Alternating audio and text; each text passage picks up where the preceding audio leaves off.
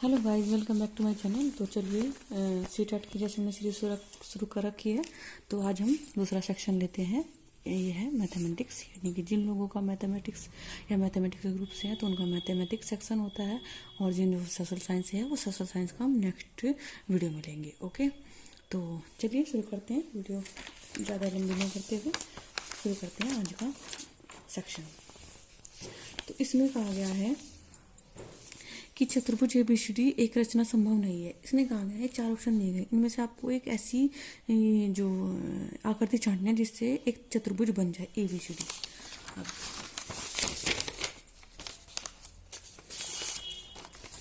देखो यहाँ पे सबसे पहले देखो इनका जो क्वेश्चन होते हैं उनको सोल्व करने के तरीके हैं।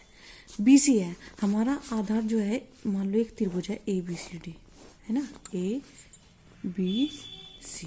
तो आधार जो बेस है वो हमेशा बीसी लेना है। तो बीसी हमने मान लिया 4.5 है ना। और एडी यहाँ रहा होगा, इसका जो ऊंचाई है वो एडी रही होगी, इसने का एडी। और सीडी बताया है 5 सेंटीमीटर। जब आपने बीसी ही 4.5 दे दिया तो सीडी तो कम होगा ना, और सीडी बता रहा है वो 5, तो 5 कैसे हो सकता है? गलत। दूसरा ऑप्शन लेते हैं, ए बी बीसी देखते हैं कितनी है, 9.5 है बीसी। ठीक है, ये हो गया ए। आप देखो इसमें 3 एंगल दिए गए हैं, तो आपको चित्र बनाने की भी जरूरत नहीं है। तीनों एंगल का योग ट्रायंगल में, तीनों एंगल का योग जो होता है वो क्या होता है? 180 होता है, 180 होता है ना। और यहाँ पे देखो एक एंगल की value, angle A 75, angle B 150, तो इन दोनों का ही मोर देन 180 हो गया, तो ये भी ऑप्शन नहीं हो सकता। ऑप्शन 3 की तरफ चलते हैं। बीसी दिया गया इसमें, मान लीजिए इसमें बीसी दिया गया है 5.5, है ना। एंगल बी दे रखा 125, एंगल सी ये, तो इन दोनों कोणों का योग 180 से ज़्यादा हो गया, तो ये भी नहीं हो सकता। तो बचा कौन सा ऑप्शन? 4। तो आंसर 4। पता है कुछ करना पड़ा नहीं, हमने मुश्किल से 15 सेकंड में इसका आंसर निकाल लिया है। अब चलते हैं नेक्स्ट क्वेश्चन की तरफ। 32। मान लीजिए एक्स एक ऐसा कोण है जो अपने पूरक के समान है। अगर x एक कोण है तो दूसरा उसका 90 - x होगा, दूसरा पूरक, क्योंकि पूरक तो होता है वो 90s में होता है, और जो समपूरक होता है 180 में। इसे बोलते हैं कॉम्प्लीमेंट्री, और इसे बोलते हैं सप्लीमेंट्री एंगल। ठीक है, तो क्या करते हैं, अगर एक x है तो दूसरा, और दूसरा क्या है? y है। अगर y है तो सप्लीमेंट्री उसके संपूरक के समान है, तो यानी कि 180 - y होगा, यही तो होगा ना। अब देखो यहाँ से हम x की वैल्यू निकालेंगे, तो क्या होगा? 2x = 90, यानी कि x = 45। यहाँ से y की वैल्यू निकाल लो, 2y = 80, तो y = 90। अब इसने इस इक्वेशन में रखने को कहा है, तो x की वैल्यू यहाँ पे रखो, 45 दूनी 90 हो गया 90, और जी यहाँ कितना हो गया? 90। 90 तिया 270, तो 90 + 270 कितना हो गया? 360। ऑप्शन कितना हो गया? सी। देखो लग रही है तेरी? नहीं लग रही है। अगले सेक्शन की तरफ चलते हैं, क्वेश्चन की 33। यदि एक समबाहु के प्रत्येक कोण का माप 108 है, मान लो कोई पॉलीगन है, हमें नहीं पता कि वो कितना है। ठीक है, इसका जो बच्चे हैं अक्सर इसका वो फॉर्मूला वो भूल जाते हैं, यहाँ तक कि मैं भी भूल जाती हूँ। तो इसमें केवल एक ही याद रखने की ट्रिक है। अगर जिस भी कोणों का माप आपको दिया गया है और वो उसका डिवाइजर है ना, अगर उससे दिया गया ऑप्शन कट जाए, 7 से कट सकता है, नहीं कट सकता, 8 से कट सकता है, 8 × 8 8 चौक 28 कट नहीं सकता, 5 से नहीं कट सकता, तो केवल एक ही है जो 6 से कट सकता है। 6 × 6 और 6 × 48, 18 × 108। ओके, तो कितनी होगी भुजाओं की संख्या? 6, यानी कि वो षटभुज होगा। ठीक है, वो क्या होगा? षटभुज होगा।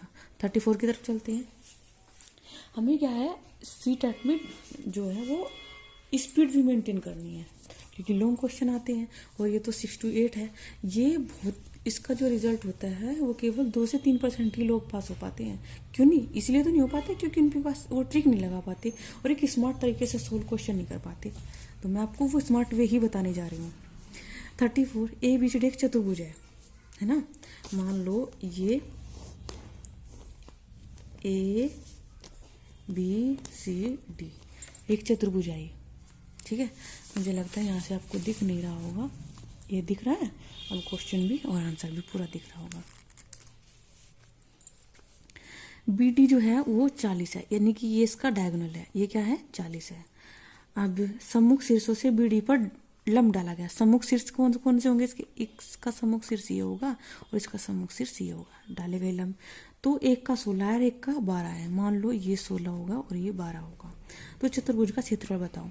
मान लीजिए कि एक यु त्रिभुज हो गया और एक त्रिभुज ये हो गया। त्रिभुज के क्षेत्रफल का सूत्र क्या होता है? क्या होता है त्रिभुज का क्षेत्रफल?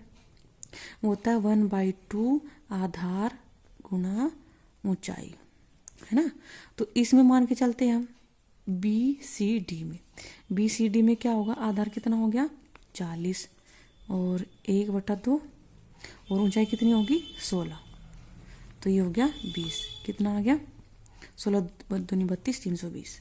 अब इसमें लेके चलते हैं ABD में। ABD में इसका क्षेत्रफल कितना हो गया? 1/2 गुना 40 और गुना 12 कितना हो गया? 20, 12 दूनी 24 यानी कि 240। कितना आ गया? 560। भाई इन दोनों को त्रिभुज को जोड़ेंगे तभी तो चतुर्भुज बना है। तो आंसर 560। समझ आ रहा है क्वेश्चन? जहां भी अगर आपको लगे तो आप पॉज करके वीडियो देख सकते हैं। अब चलते हैं नेक्स्ट क्वेश्चन की तरफ। Question number 35। Question number 35। कागज की 2 शीटें हैं, है ना। देखो कितना आसान क्वेश्चन है और बच्चे अक्सर से छोड़ के आते हैं। देख लो, जिसने क्वेश्चन सोल्व किया है उसने भी क्वेश्चन छोड़ा हुआ है। क्वेश्चन देख पा रहे हैं आप ध्यान से? लो थोड़ा सा मैं और इसे ऐसे कर लेती हूँ।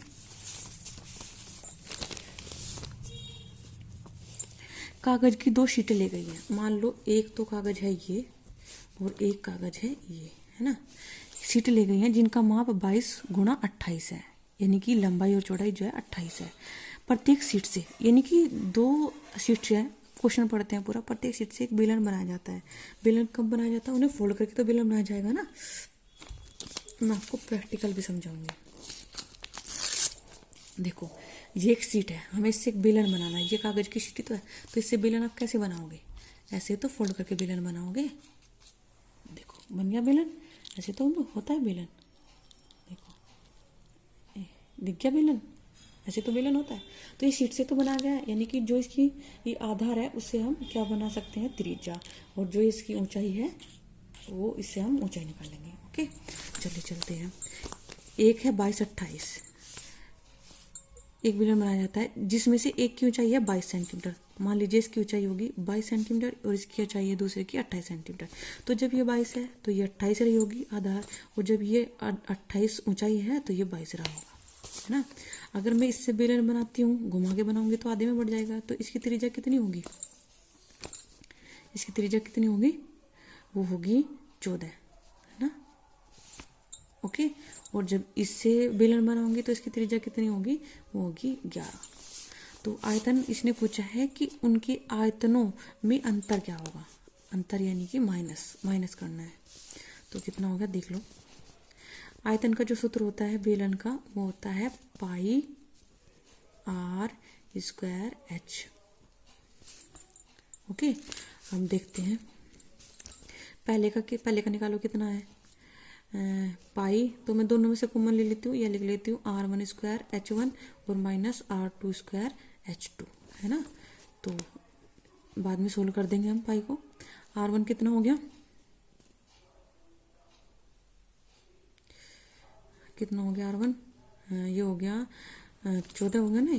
तो 14 गुने 14 और गुने 22 माइनस के r2 11 गुना 11 और गुना 28, है ना।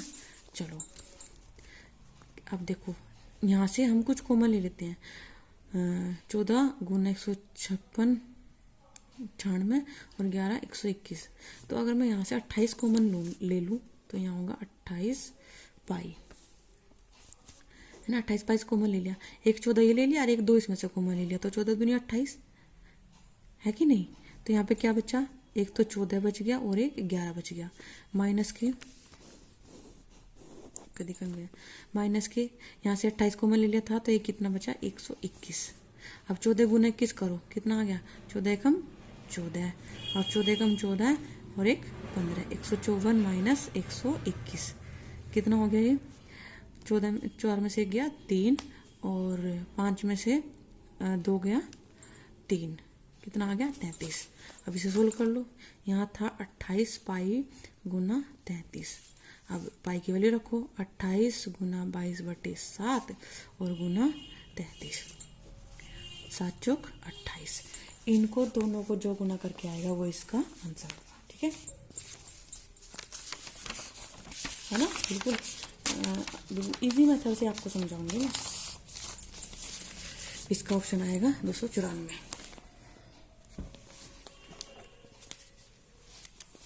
अब नेक्स्ट क्वेश्चन की तरफ चलते हैं।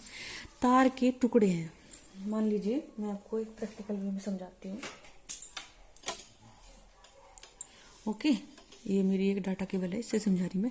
तार के टुकड़े की जो प्रत्येक की लंबाई 5024 है और तार के एक टुकड़े से वर्ग बनाया जाता है और एक से मान। चलो ये जो है ये आप देख रहे हैं, ये मेरी डाटा केबल है। ओके, ये मैं तार समझ लेती हूँ और तार को एक लाइन के थ्रू आपको शो कराती हूँ। मान लीजिए एक तार ये है और एक तार ये है ना, इनकी टोटल लंबाई कितनी है, प्रत्येक की लंबाई 5024 है, इसकी भी 5024 होगी। एक से तो वर्ग बनाया जा, पहले से तो वर्ग बनाया गया, मान लीजिए इससे वर्ग बनाया गया, इससे क्या बनाया गया है वर्ग। ठीक है, अब इससे वर्ग बनाया गया तो इसकी टोटल लंबाई कितनी थी, पूरे तार से तो बनाया गया, तो पूरे तार का मतलब पूरा वर्ग यानी कि परिमाप। तो परिमाप क्या होता है 4a बराबर 5024। तो a की वैल्यू कितनी आ गई, 4 से काटो 5024/4 यानी कि a बराबर आ गया 4 एकम 4 और 1 बच गया 4 दूनी 8, 2 बच गया 4 पंजे 20 और 4 से 24, 1256 आ गया 4 से। आप देखो यहाँ पे क्या है, इसकी भी तो पूरी पूरी तार से बनाया गया है ये वर्त। जैसे आप रिंग बना देते हैं, रिंग पहनते हैं ना तो रिंग बना देते हैं, लेकिन लेंथ तो उसकी पूरी रही होगी। इसकी पूरी परिधि क्या होती है 2πr, 2πr कितना है 5024। आप देखो रखो r बराबर कितना आ गया 5024/2π। ओके, तो r की वैल्यू कितनी आ गई 5024 गुना 22/7 होता है ना, तो ये 7 ऊपर चला जाएगा और ये हो जाएगा 22 गुना 2, 2 से काटो कितना आ गया 25 और 12, 25 दूनी 50, 12 दूनी 24 और बटे गुना 7 और गुना 22, 22 से कम 22 और 3 बच गया 31 हो गया, 22 दूनी 22 से काटो 22 दूनी 24। ये इसको पाई में रहने दो आप, ठीक है ना, इसकी पाई की वैल्यू मत रखो, पाई में रहने दो, पाई में सोल्व करेंगे इसको। तो क्योंकि ये सारे ऑप्शन पाई में है ना, तो ऑप्शन देख के हम चलते हैं। तो मान लीजिए यहाँ आ गया 2 से काट दो, 2 क्या आ गया कितना 25 12, 25 12 पाई आर की वैल्यू आ गई। अब इसने पूछा है कि वर्ग के क्षेत्रफल का वर्ग के क्षेत्रफल, वर्ग का क्षेत्रफल कितना हो गया a², तो 12 गुना 56 12 56, ये तो होगा इसका a², ये तो होता है क्षेत्रफल। अब इसका होता है πr², वर्ग का क्षेत्रफल क्या होता है πr²। तो पाई पहले से है, r की वैल्यू कितनी आई हमारी 25 12 गुणा 25 12 गुणा 25 12 और ये पाई और ये पाई, ठीक है। एक पाई से एक पाई ऊपर चला जाएगा, कितना बचेगा 12 56 गुना 12 56 और गुना पाई बटे 25 12 गुना 25 12। ओके, आप देख लो ऊपर पाई आएगा, यानी कि ऊपर इनमें पाई नहीं है तो ये तो हो गए 2 ऑप्शन गलत, इनमें पाई है। अब देखते हैं 4 बार कटता है कि 8 बार कटता है नीचे वाला। 56 दूनी 112, तो ये 2 बार ही कट रहा है, ये इससे पूरा 2 बार कट रहा है और ये इससे पूरा 2 बार कट रहा है, तो क्या आ गया π/4। तो ऑप्शन क्या हो गया π/4। थोड़ा लंबा तो हो गया, लेंथी हो गया, लेकिन आंसर मिल गया हमें। लेकिन अगर आपको कंसेप्ट क्लियर है ना, आपको मैथ्स का कंसेप्ट क्लियर है तो आप कोई भी क्वेश्चन आए जाए आप उसको लगा जाएंगे। ठीक है, अभी आज मैं केवल जो है वो क्वेश्चन सोल्व कराई हूँ, पेडागोजी बाद में लेंगे।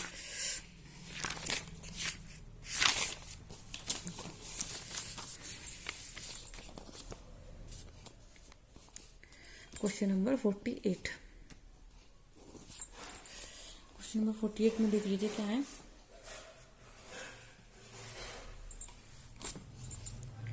इसमें क्या है, देखो आपको ऐड तो करना आता होगा। देखो पॉइंट वाले जो हैं वो पॉइंट वाले का ऐड करने का और माइनस करने का केवल एक ही वे है कि पॉइंट के सामने पॉइंट रखिए, जो पहले है वो पहले रख दीजिए, बाद में बाद में रख दीजिए। ओके, तो मैं इसको ऐड करती हूँ। अगर आप 6th क्लास का देने जा रहे हो तो इतना तो आपको आता होगा। देखो पॉइंट से पहले क्या है, 1 है, 1 और 1 2। ओके, पॉइंट के बाद में यहाँ 0 है, यहाँ 0 है, यहाँ 0 है, तो पॉइंट के बाद में 0। पॉइंट के बाद दूसरे नंबर पे यहाँ 0 है, यहाँ 1 है और यहाँ 0 है, तो 1। यहाँ पे तीसरे नंबर पे 1 है, यहाँ पे कुछ नहीं है और यहाँ 1 है, तो 1 और 1 2। ओके, तीसरे नंबर पे आप देखते हैं माइनस, ये ब्रैकेट सोल्व करते हैं। जब इसकी इसमें गुणा करेंगे तो गुणा करने पे जो है वो दशमलव जुड़ जाते हैं, यानी कि 3 नंबर पे आएगा। 3 नंबर पे दशमलव होगा, अंक तो वही रहेगा, तो माइनस के 0.103। पहले तो 2 नंबर पे था, एक इसका हो गया, तो 3 नंबर पे पॉइंट आ गया। अब प्लस, यहाँ पे डिवाइड में क्या है, कम हो जाती है दशमलव, मल्टीप्लाई में जुड़ जाती है, डिवाइड में कम हो जाती है। तो यहाँ पे क्या हुआ, यहाँ पे वही रहेगा सेम नंबर, लेकिन एक आगे सरक जाएगा, 11.1 हो जाएगा। और प्लस के x इक्वल टू, देखो इसे भी सोल्व करने का तरीका बताऊंगी, 1.4 और गुणा 1 की पावर 10 अपॉन माइनस के 1। अगर किसी की पावर माइनस हो तो आप उसको उल्टा कर दो, यानी कि अंश का हर बना दो, हर का अंश, तो वो पावर माइनस की हट जाती है। अब सोल्व करते हैं। तो सबसे पहले आप क्या करो, प्लस प्लस वाले जोड़ लो, इन दोनों को ऐड करो, प्लस वालों को, बोर्ड मास का नियम है ना ये। तो यहाँ पे 2 है और यहाँ पे 11 है, तो कितना हो गया 13। पॉइंट से पहले, पॉइंट के बाद में यहाँ पे 0 है, यहाँ पे 1 है, तो 1 आ गया। यहाँ पे पॉइंट के बाद में कुछ नहीं है, यहाँ पे 1 है और यहाँ पे 2 है, माइनस का 0.103। यहाँ पे मैंने बताया था कि 1.4 और ये हो जाएगा 10, तो पॉइंट जो है 0 को खा जाएगी। आप इसमें से ये घटाओ, घटाना तो आता होगा। यहाँ पे 3 है और यहाँ पे 2 है, तो यहाँ से मैंने कैरी ले ली, यहाँ से कैरी ली, तो यहाँ 0 हो गया और यहाँ पे क्या हो गया, यहाँ 12, यहाँ 12 हो गया। तो 12 में से 8 गए, कितने हो गए, 9 हो गए ना। अब यहाँ पे 0 था, 0 में से 0 गए 0, 1 में से 1 गया 0 और पॉइंट, और यहाँ 13 का 13 और इक्वल टू ये हो गया 14। यहाँ देखो प्लस x चल रहा है, ये प्लस x है ना, तो यहाँ पे प्लस x चल रहा है। x इक्वल टू, यहाँ पे 14 है तो इधर जाके माइनस का हो जाएगा,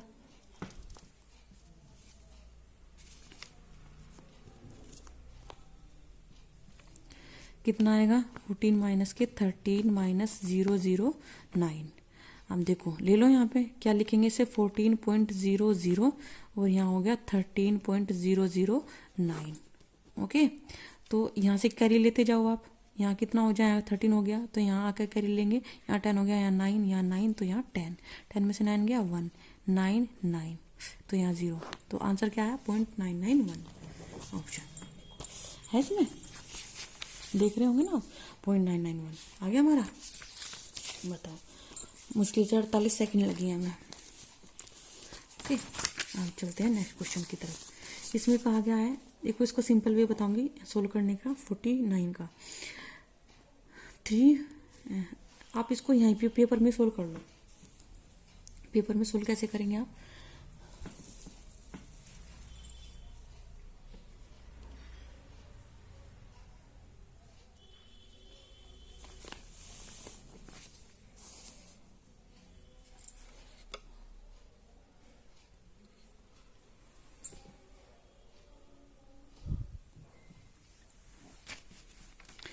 देखो यहाँ पे क्या है, 5 दिया 15, 15x हो गया, और यहाँ पे 8 चौक 32 है ना। यहाँ पे क्या है 15x,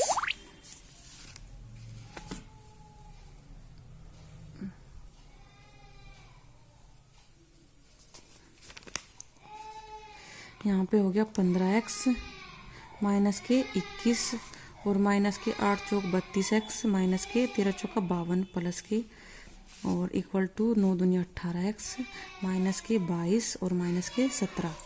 अब देखो यहाँ 15x यहाँ माइनस के 32x तो कितना हो गया 15 दूनी 30 17, ये माइनस के 17 इधर जाके कितना हो गया प्लस के, तो यहाँ पे कितना आ गया 35x, ये जुड़ जाएंगे दोनों। यहाँ माइनस के 21 यहाँ 52 यानी कि कितना हो गया 31 और ये 31 22 और 17 39 यानी कि यहाँ तो है 31x 31 और यहाँ पे माइनस के 39, तो इधर जाके कितना हो गया इधर ले आओ प्लस हो गया तो ये हो गया 70 इक्वल टू 35x। तो x इक्वल टू कितना आ गया 2 की वैल्यू रखो उसमें। 7 दूनी 14 माइनस 5 यानी कि 9 और 11 दूनी 22 माइनस के 9 13। सॉल्यूशन आ गया आंसर। ठीक है, अब चलते हैं नेक्स्ट क्वेश्चन की तरफ। देखो ये क्वेश्चन मैं आपको बता रही हूँ 50 क्वेश्चन, ये मैं शॉर्ट ट्रिक भी मैं आपको बताऊंगी। 648 बराबर 18 बटे x है, x की वैल्यू हमें फाइंड करनी है। तो यानी कि x को इधर ले लो और इसे दोनों को कर लो अलग अलग। 158 के टुकड़े करो फटाफट, जिससे भी आपको कटता हो। 2 5 29 दूनी 58, 2 पंजे 10, 2 दूनी 4 दूनी 18, 3 से कटो 5 और 2 7 और 9 16, 5 और 2 7 9 16।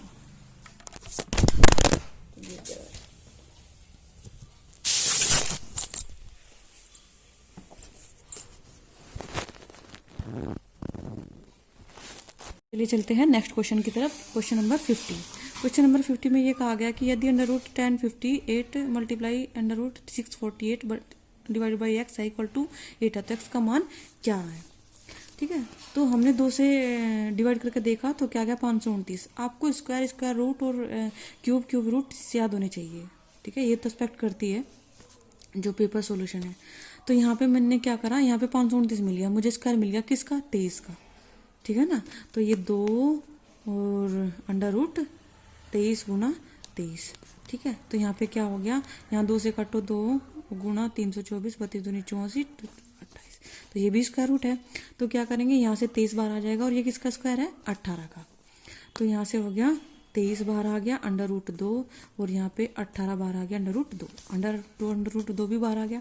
तो क्या हो गया अपॉन एक्स इक्वल टू 18, 18 से 18 गया तो x यहाँ पे चला गया था। अंडर रूट 2 कितना हो गया 23 गुना 2 बराबर 40, तो x की वैल्यू क्या आ गई 40। तो ऑप्शन इसका। ठीक है, देखो ज़्यादा टाइम नहीं लगा, लेकिन अगर आपको स्क्वायर और स्क्वायर रूट याद हो अच्छे से। अब यहाँ चलते हैं, same as it is question है। यहाँ पे देखो 3 लिखा हुआ है ना, इसका मतलब है कि आपको 3 टुकड़े मिलेंगे। ओके, मैं थोड़ा सा सोल्व करके दिखाती हूँ, बाकी आप कर लेना।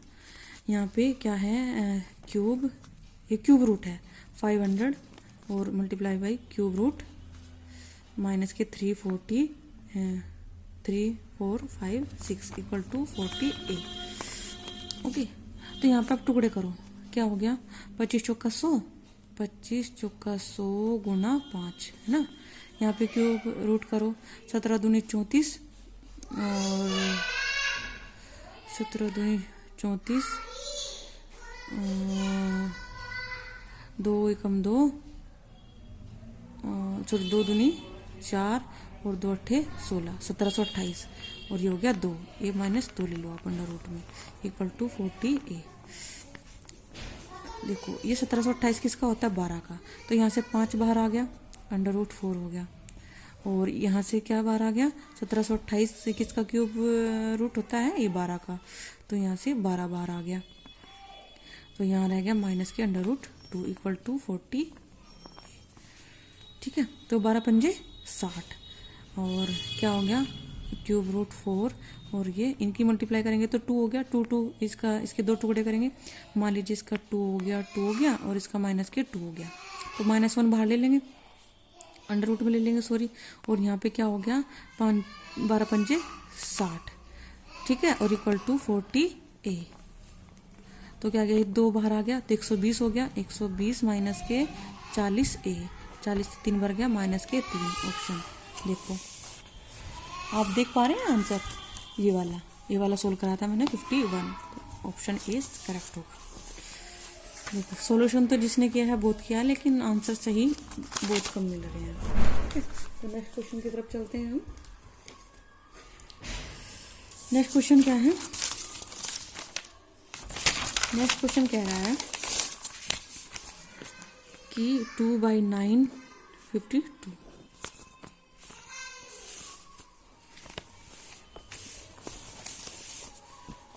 देख रहे हैं ना क्वेश्चन?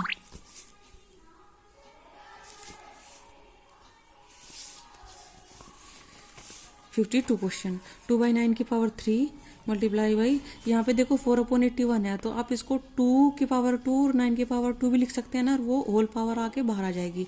तो क्या हो गया, 2/9 की पावर माइनस के 12 मल्टीप्लाई हो जाएगी इक्वल टू 2/9 की पावर 2m माइनस के 1। ठीक है, तो सबके बेस जो है वो समान होगी। यहाँ मल्टीप्लाई में है तो क्या हो जाएगा, प्लस में। दोनों की पावर क्या होगी, प्लस होगी। ये एक माइनस का एक प्लस का, तो क्या हो गया 12 और 3 में से 12 से 3 गए 9, तो माइनस के 9 बचा इक्वल टू 2/9 की पावर 2m माइनस के 1। तो बेस इक्वल टू, तो पावर भी समान होंगी, माइनस के 9, तो ये जाके क्या होगा 2m इक्वल टू माइनस के 9 प्लस के 1 इक्वल टू 8। तो m इक्वल टू कितना आ गया, माइनस के 4। ऑप्शन 4 है ना आंसर।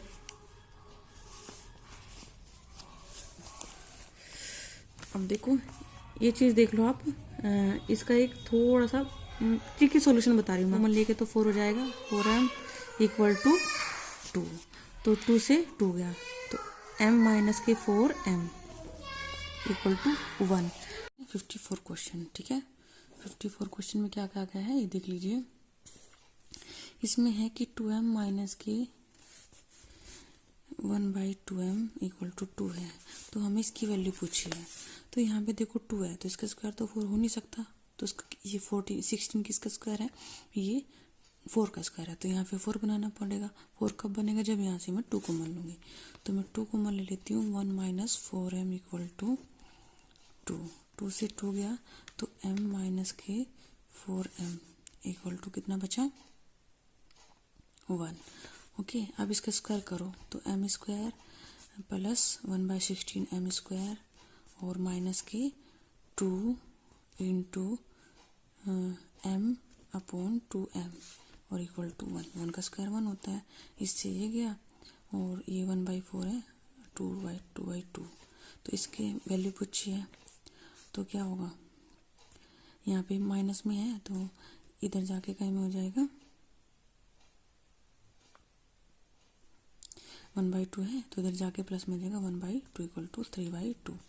तो ये हो गया 1 इंटू 1/2। ओके, अगले क्वेश्चन की तरफ चलते हैं।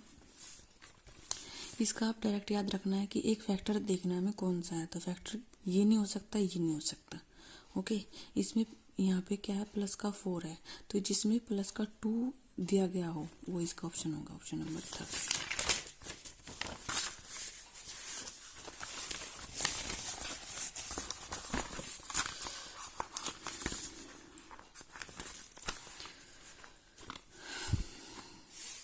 अब चलते हैं क्वेश्चन नंबर 56 की तरफ। 56 क्या कह रहा है कि ये परीक्षण है x, x+2, x+4, x+6 और x+8। इनका जो माध्य है वो 11 है। प्रथम 3 का माध्य बताना है। तो माध्य क्या होता है, सबको ऐड करो और जितने नंबर है उनका निकाल दो। तो कितने में है, 1 2 3 4 5, 5 ना, तो कितना हो गया, 1 2 3 4 5, 5x हो गया, और प्लस 2 4 6 6 12 और 8 20 अपॉन कितने फ्रैक्शन है, 5 इक्वल टू 11। तो 5x प्लस 20 इक्वल टू 55 और 5x इक्वल टू 55 माइनस के 20 इक्वल टू 35। तो x इक्वल टू क्या आ गया, 7। ओके, 7 आ गया। अब इसने पूछा प्रथम 3 का, तो प्रथम 3 कितने हो गए, एक तो हो गया 7, एक हो गया 9 और एक हो गया 11। तो इनका क्या हो गया, 11 9 20 और 7 27/3 यानी कि 9। सही ऑप्शन होगा 9। अब चलते हैं 57 की तरफ। 57 में ये कहा गया है कि एक थैले में 5 लाल हैं, यानी कि रेड है 5, और जी ग्रीन है कितने 4, और ब्लू है 3। सभी कंचे रंग के अतिरिक्त सभी प्रकार के एक जैसे हैं, अर्थात सर्वसमय। थैले में बिना इसमें देखना नहीं है, एक कंचा बाहर निकाला जाता है तो एक कंचा हरा ना हो, इसकी क्या प्रायिकता होगी। देखो इसमें 2 ऑप्शन है, यहाँ पे बच्चे कंफ्यूज हो जाएंगे। दोनों की ऑप्शन सही दे रखी है। अगर यहाँ वो नहीं पड़ेगा, ये दे रखा ना नहीं, अगर वो नहीं पड़ेगा तो क्या करेगा, ग्रीन होने की प्रायिकता निकाल देगा, यानी कि 4/5 और 4 9 3 12, यानी कि 1/3 दे रखा है ना ऑप्शन में। लेकिन ये गलत है, इसने कहा कि हरा ना हो, वो लाल भी हो सकता है या क्या हो सकता है, नीला भी हो सकता है। तो हरा और नीला और लाल कितने हैं 8, तो 8/12 कितना आ गया, 4 दूनी 8, 4 तिया 12, सही ऑप्शन होगा 2/3। सीटेट इतना भी आसान नहीं होता कि आप जो है वो बिल्कुल ही हलवे तरीके से समझ के और आ जाओ और क्वेश्चन को सोल्व करके महारथी बन जाओ कि हम तो क्वेश्चन सोल्व कराए और हमारा हो गया।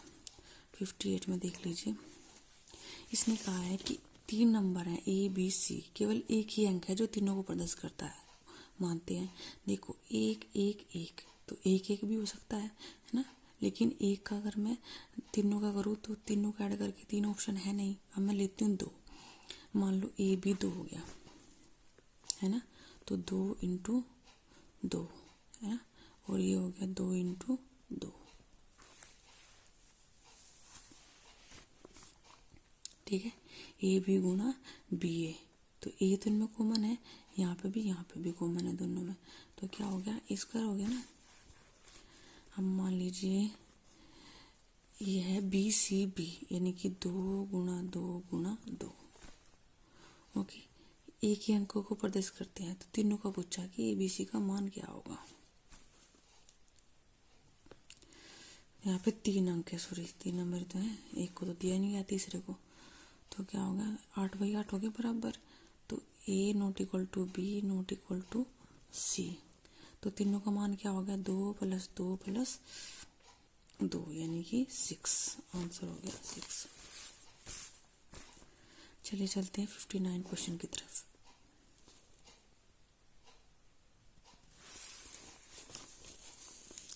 क्वेश्चन में ये कहा गया है कि XYZ जो है फलक हैं, किसी बहुफलकों के फलकों शीर्ष किनारों और संख्या को प्रदर्शित करते हैं। यहाँ मुझे जो है हिंदी में थोड़ी डिफिकल्टी हुई है, तो मैं इंग्लिश में पढ़ लेती हूँ। इफ़ X एंड Y, देख लीजिए, if X and Y represent the number of faces, number of vertices and number of edges, तो क्या होगा, एक F number of faces, number of vertices और नंबर ऑफ एजेस में एक रिलेशन होता है। तो वो रिलेशन क्या होता है, देख लीजिए, F + V - के E = 2, ठीक है ना। X तो है फेसेस, X तो हो गया फेसेस, और नंबर ऑफ वर्टाइसेस V है क्या है Y, और माइनस के E नंबर ऑफ एजेस, यानी कि Z = 2। तो क्या हो गया X + के Y = 2 + Z। अब देखो इनसे कौन सा मिलता है, X + 2 नहीं हो सकता, और जी Z इधर जाकर -2 नहीं हो सकता, X - 2 इधर करें और Y इधर जाके क्या हो जाए Z - के Y, ये हो सकता है। तो इसका ऑप्शन होगा ऑप्शन नंबर डी। देखो ये परसेंटेज का क्वेश्चन है, मैं आपको समझा देती हूँ। क्वेश्चन दिख रहा है ना, 60 क्या कह रहा है कि रवि ने 2 वस्तुएं प्रत्येक को 1500 रुपये में खरीदा। जब एक को 1500 में खरीदा तो 2 को कितने में खरीदेगा, वो 3000 में, है ना। उसने कहा एक तो 6% के लाभ पर बेची, मान लो एक को उसने 6% के लाभ पर बेच दी, तो 106/100, तो कितना आ गया 15×6 = 90 और 15×1 = 15, 1590 में बेच दी। दूसरे को हानि पे बेची, यानी कि 1500 गुना हानि यानी कि 4% की हानि यानी कि 96% में बेची। कितना आ गया, 15 छिक्का 90 और 15 नम्मा 135 और 9 135 और 9 144। तो इन दोनों को मिला के कितना हो गया, 0 9 4 13 और 5 9 1 10। ठीक है ना, उन्हें 3000 में खरीदी थी, 3030 में बेची, तो लाभ तो हो रहा ना कुल मिला के। अब जब लाभ हो रहा है तो लाभ निकालो, यानी कि उसे 3 रुपये का लाभ हो रहा है, कितने पे, 3000 पे। परसेंटेज निकाल दो, ठीक है 3 एकम 3, तो 1% का लाभ हो रहा है ऐसे। चलिए हमारा जो मैथ का है वो सब्जेक्टिव क्वेश्चन तो हमने कर लिए, इसकी जो है वो मैथ्स की पैडागोजी बची थी, वो मैं आपको सोल्व करके बता देती हूँ। जो आता है उसी को सोल्व करते हैं। देखिए 46 है, निम्नलिखित में से क्रियाकलाप में आंकड़ों के प्रस्तुतिकरण और आंकड़ों के निरूपण के लिए उपयुक्त नहीं है, यानी कि आपको परफेक्ट जो एक्यूरेट नहीं है वो इंटरप्रिटेशन के लिए वो क्या है वो देखना है। क्रिया आंकड़ों का निकालना है, आंकड़ों का प्रस्तुतिकरण सर्वेक्षण के द्वारा हम निकालते हैं, समाचार पत्र के द्वारा भी, एक प्रोजेक्ट के द्वारा भी। तो किसके द्वारा निकालते, वाद विवाद के। गणित की परियोजना के बारे में निम्नलिखित कथनों में से कौन सा सही नहीं है। परियोजना गलत छांटना हमें। वे समस्या समाधान को कौशल को बढ़ाते हैं, समस्या समाधान कौशल बढ़ाते हैं, बिल्कुल। वे अंतर विषय अनुबंधों को सिद्ध करते हैं, बिल्कुल सही है। वे गणित में अंक प्राप्त करना आसान करते हैं, जरूरी थोड़ा है जिसको समझ में गणित नहीं आता वो कैसे आसान बना लेगा गणित में अंक लाना। इन्वेशन कौशल को पुश करते हैं, तो इसमें नेगेटिव जो है हमें ऑप्शन ढूंढना है। 44 कक्षा 8 की एनसीईआरटी में एक प्रदर्शिका में 5वीं की इकाई चतुर्भुजों को समझना और ज्यामितीय प्रयोग के अंत में बहुत सारे क्रियाकलाप जैसे चौपड़ की रचना, चीनी पहेली की रचना इत्यादि दिए हुए हैं। इसी प्रकार के कार्यों के उद्देश्य में से एक उद्देश्य सहायता करना है। क्या है, गतिविधि वाले शिक्षार्थियों को, यहाँ शिक्षार्थियों को आप स्टूडेंट ही समझना, कभी आप वो समझ, शिक्षार्थियों को केवल अपने दृश्य विचार कौशल में सुधार करने में, श्रोतागण शिक्षार्थियों को केवल अपने सृजनात्मक कौशलों को सुधार करने में, या सभी शिक्षार्थियों को अपनी विभिन्न शैलियों स्थानिक स्थिति सुधारने में, दृष्टि वाले शिक्षार्थियों को केवल अपनी विश्लेषणात्मक कला को सुधारने में। तो जो है विभिन्न शैलियों के साथ स्थिति को सुधारने में प्रयुक्त होता है या उद्देश्य सहायता करता है। गणित में उल्लेख नहीं करता, जो प्रदर्शन होता है यानी हम रिप्रेजेंटेशन जो करते हैं गणित में वो क्या उल्लेख नहीं करता, ये देखना है। एक महत्वपूर्ण ज्यामितीय परिणाम को परिमेय में व्यक्त करना, इसे हम प्रदर्शित थोड़ा ही करेंगे, इसे तो प्रूफ करके दिखाएंगे, है ना, वही बात है ना। तो इसे परिमेय में तो व्यक्त नहीं कर सकते हम, तो ये बात, ये ऑप्शन सही है। देखते हैं, दिए गए आंकड़ों का आलेख द्वारा व्यक्त करना, बिल्कुल प्रदर्शित को करते हैं। संख्या श्रेणी को ज्यामितीय प्रतिरूप में व्यक्त करना, बिल्कुल। ज्योमेट्री जो है वो जैसे ग्राफिकल देते हैं ना संख्या श्रेणी को, ऐसे कर सकते हैं हम। दो चरों के मध्य संबंध को समीकरण में, बिल्कुल जैसे कहते हैं ना कि x की वैल्यू ये होगी और y की वैल्यू होगी, उसे ग्राफ पे दर्शाना। तो यही है जो आप परिमेय को एक रिप्रेजेंट ज्यामिति के तौर पर नहीं दिखा सकते। अब चलते हैं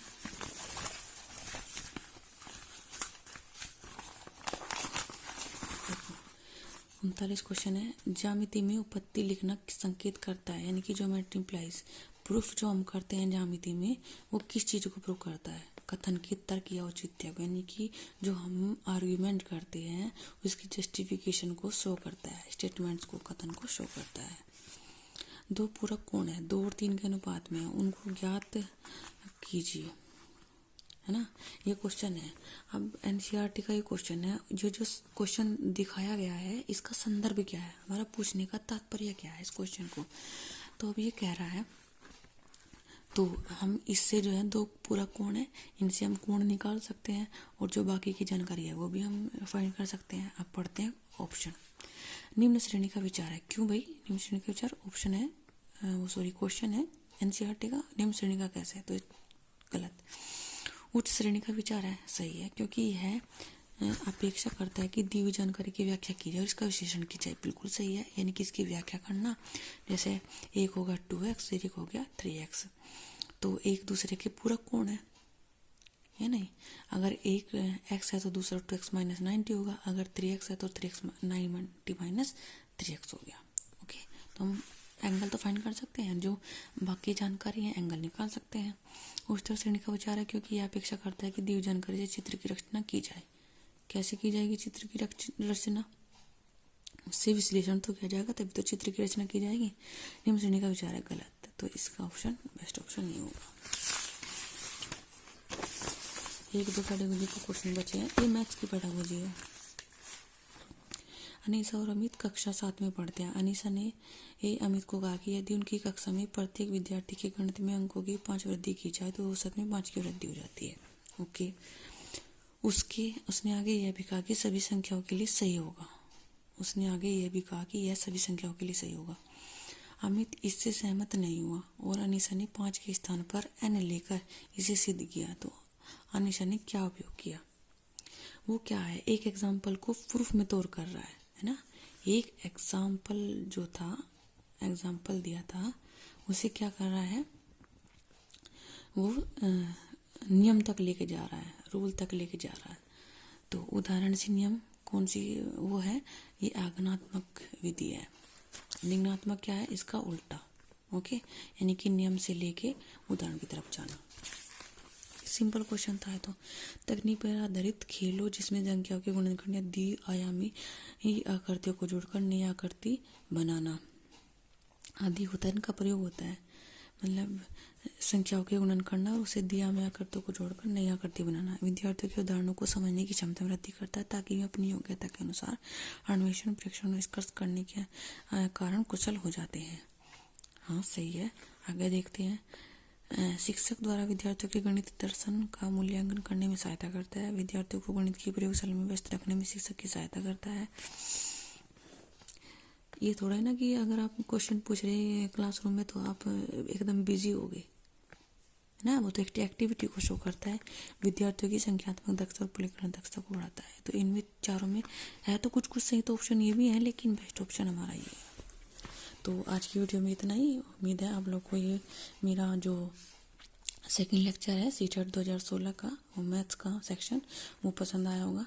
और प्लीज़ आगे की वीडियो देखने के लिए मेरे चैनल को सब्सक्राइब कर लीजिए, और जिससे आपको नोटिफिकेशन समय से मिलती रहे और आप समय से अपनी जो 35 जनवरी का पेपर है उसको क्वालिफाई करने में एक हेल्पफुल साबित हो।